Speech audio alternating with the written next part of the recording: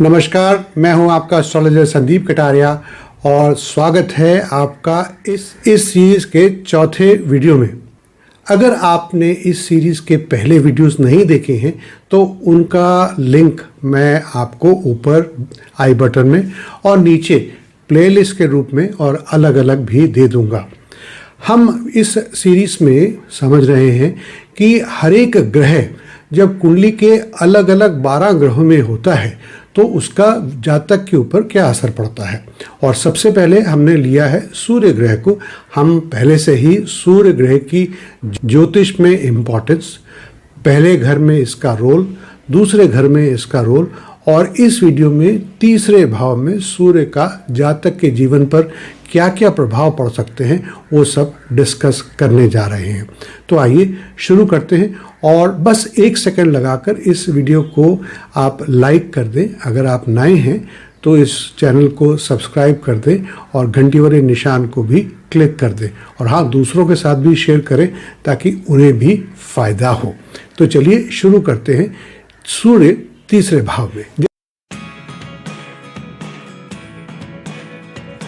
जैसे कि आप में से बहुत सारे लोग जानते ही होंगे कि तीसरा भाव जो अलग अलग चीज़ें दिखाता है वह है संचार यानी कि कम्युनिकेशन, प्राथमिक शिक्षा। प्राथमिक शिक्षा का मतलब जो शुरू के क्लास नर्सरी से लेकर 5वीं तक लगभग की जो पढ़ाई होती है उसको प्राथमिक शिक्षा कहते हैं और ये भाई बहनों से जुड़ा हुआ है। जब सूर्य इस घर पर कृपा करते हैं अर्थात इस भाव में विराजमान होते हैं तो ये जातक को बुद्धि, आत्म अभिव्यक्ति यानी कि सेल्फ एक्सप्रेशन और किस तरह से वह अपने निकटतम एनवायरनमेंट में दूसरों के साथ जुड़ते हैं यानी कि पड़ोसियों के साथ या भाई बहनों के साथ, यह उस पर उज्जवल रोशनी डालते हैं। तो आइए अब इस वीडियो में हम विस्तार से समझते हैं कि सूर्य जब कुंडली के तीसरे भाव में होते हैं तो वह किस तरह के व्यक्तित्व, किस तरह की प्रकृति, किस तरह का स्वास्थ्य, किस तरह के रिलेशनशिप, किस तरह की फैमिली आदि देते हैं। सबसे पहले बात करते हैं व्यक्तित्व लक्षण और प्रकृति की। तीसरे घर में सूर्य वाले व्यक्ति तीव्र बुद्धि और अभिव्यक्ति की उत्कृष्ट क्षमताओं यानी कि शार्प माइंड, शार्प इंटेलेक्ट और एक्सीलेंट एबिलिटीज ऑफ एक्सप्रेशन से संपन्न होते हैं। वे स्वाभाविक रूप से जिज्ञासु होते हैं और ज्ञान की प्यास और सीखने की उनके अंदर गहन रुचि होती है। ये व्यक्ति उत्कृष्ट संचारक होते हैं यानी कि एक्सीलेंट कम्युनिकेटर्स होते हैं जिनके पास अक्सर लिखित और मौखिक, लिखना और बोलना दोनों रूपों से अपने विचारों को और अपने आइडियाज़ को स्पष्टता से और सुंदरता के साथ व्यक्त करने की क्षमता होती है। इनमें दूसरों से जुड़ने की बड़ी तीव्र इच्छा होती है। वे अक्सर परिचितों और दोस्तों का एक विस्तृत यानी कि बहुत डिटेल, बहुत बड़ा नेटवर्क बनाते हैं। इनका स्वभाव आशावादी होता है जो दूसरों को एक सुखद संगति प्रदान करता है। बात करते हैं स्वास्थ्य और जीवन शक्ति की। तीसरे घर में सूर्य की स्थिति आमतौर पर इन व्यक्तियों को शारीरिक शक्ति और मानसिक सतर्कता प्रदान करती है यानी मेंटली अलर्ट भी होते हैं और फिजिकली स्ट्रांग भी होते हैं। तीव्र गति से ये सोच सकते हैं और चलते फिरते ही ये मल्टीटास्किंग कर सकते हैं। वे अपने स्वास्थ्य और वेलनेस के प्रति एक सक्रिय दृष्टिकोण बनाते हैं, जागरूक रहते हैं और इसलिए ये नियमित व्यायाम, संतुलित आहार और मेंटल अलर्टनेस के ऊपर जोर देते हैं। हालांकि सूर्य का इस भाव में होना जातक को कभी कभी घबराहट यानी कि पैल्पिटेशन, रेस्टलेसनेस, हिंदी में बेचैनी का शिकार बना सकता है और इससे बचने के लिए इन्हें अपनी एनर्जीज़ को एक पॉजिटिव तरीके से चैनलाइज करने की आवश्यकता होगी। उस चैनल को इन्हें ढूंढना होगा। बात करते हैं करियर और महत्वाकांक्षाओं की। तीसरे घर में सूर्य के कारण व्यक्ति ऐसे करियर लाइंस में उत्कृष्टता प्राप्त करते हैं जिसमें इफेक्टिव कम्युनिकेशन और इंफॉर्मेशन शेयरिंग का ज़बरदस्त रोल होता है।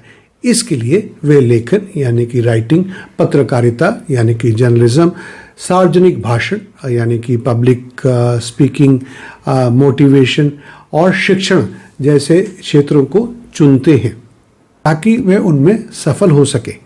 इनकी महत्वाकांक्षा यानी कि करियर एस्पिरेशन इनकी बौद्धिक गतिविधियों से जुड़ी हुई है और इनके अंदर तीव्र इच्छा होती है कि इनके पास जो ज्ञान है, इनके पास जो आइडियाज़ हैं, उनका ये प्रसार कर सके। ये उन भूमिकाओं में भी सफल होते हैं जो इन्हें अधिकार यानी कि पावर, अथॉरिटी देते हैं और एक बढ़िया आवाज़ को यूटिलाइज करने की अपॉर्चुनिटी देते हैं। इन्हें ऐसे करियर्स में संतुष्टि मिलती है जहां पर ये कई बार यात्राएं कर सकें और कई सारे लोगों से मिलें, उनके साथ इंटरेक्ट कर सकें, बातचीत कर सकें। बात करते हैं रिलेशनशिप और फैमिली की। रिलेशनशिप के मामलों में तीसरे घर में सूर्य वाले जातकों को अक्सर विश्वसनीय और सपोर्टिव यानी कि डिपेंडेबल एंड सपोर्टिव रूप में देखा जाता है। वे अपने प्रियजनों के साथ खुलकर और ईमानदारी से कम्युनिकेट करते हैं और इनका सकारात्मक रुख यानी कि एक पॉजिटिव अप्रोच इन्हें सामने वालों को एक कंफर्ट दे देता है। सामने वाला कौन होगा? जो इनके साथ रिलेशनशिप में है। भाई बहनों के साथ भी इनके संबंध बड़े मजबूत होते हैं और वे मार्गदर्शन और सहायता इनसे प्राप्त करते हैं। कहने का मतलब है कि ये अपने परिवार के सभी सदस्यों, खासतौर पर भाई बहनों को उनकी पालन पोषण में, उनको सही गाइडेंस देने में एक अच्छी भूमिका, एक जिम्मेदार भूमिका निभाते हैं। हालांकि कभी कभी रिश्तों के दायरों में कौन इंडिपेंडेंट होगा, किसकी अथॉरिटी ज़्यादा होगी, कौन ज़्यादा प्रभुत्व रखेगा, इसको लेकर कभी कभी संघर्ष हो सकता है, कभी कभी बहस हो सकती है, पर ये कोई बड़ी बात नहीं है। आइए एक बार फिर से कम्युनिकेशन के बारे में बात कर लेते हैं। कम्युनिकेशन इनके अस्तित्व के केंद्र में है। वे न केवल इफेक्टिव कम्युनिकेटर्स होते हैं बल्कि स्पष्ट और सार्थक अभिव्यक्ति के महत्व के प्रबल समर्थक भी हैं। वे अक्सर अपने ज्ञान और विचारों को दूसरों के साथ साझा करने के अवसर तलाशते हैं जिसमें वे प्रभावी शिक्षक और सलाहकार यानी कि काउंसलर और टीचर गाइड बन सके। पर एक नेगेटिव साइड भी है। सुनने और सराहना पाने की इनकी प्रबल इच्छा कभी कभी इन्हें अत्यधिक बातूनी और बातचीत पर हावी होने की प्रवृत्ति को जन्म दे सकती है। आइए अब इसको समाप्त कर लेते हैं। तीसरे घर में सूर्य व्यक्ति को जीवंत और स्पष्ट व्यक्तित्व का आशीर्वाद देता है।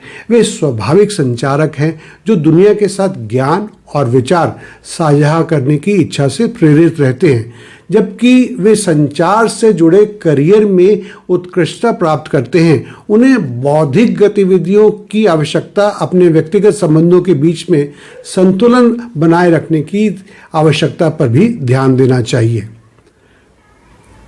सूर्य की जातक की कुंडली में इस प्लेसमेंट की पूरी क्षमता को टैप करने के लिए जो कुंजी है, जो चाबी है, वो आत्म अभिव्यक्ति और दूसरों के साथ संबंध के बीच में सामंजस्य स्थापित करना है।